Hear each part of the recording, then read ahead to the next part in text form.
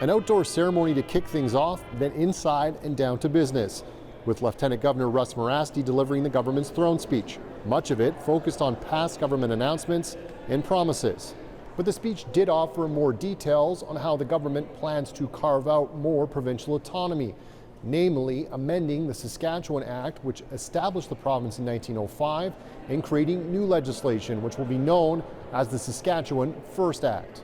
The overarching focus of this is to provide certainty for the investment community and to ensure that this province is doing all that we can to really reassert our constitutional right, which is very, very clear in the Constitution that was reconstituted in 1982, that we do have the right to develop our natural resources. Moe says the legislation will not violate Canada's Constitution.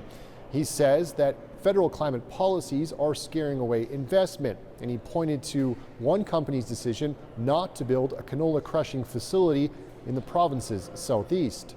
Meanwhile, the government plans to shut down some of their own businesses, with major changes coming to Saskatchewan liquor and gaming. The province will close all provincially operated retail stores while maintaining its wholesale operations. We're exiting the retail sector of SLGA. It's not a core business of government in our view. We've seen private stores that have been operating for decades now under various governments of various stripes in the province, and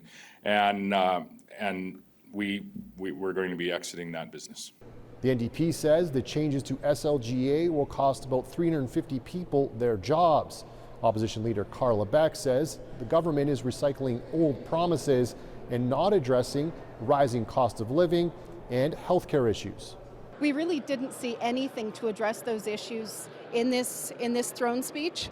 And again, I think it's more evidence of a government that is increasingly out of touch, increasingly insular and talking to themselves or talking behind closed doors and not actually focused on the needs, the concerns, and the hopes of the people of this province. Beck will get her first chance to debate the throne speech with Premier Moe on Thursday. Adam Hunter, CBC News, Regina.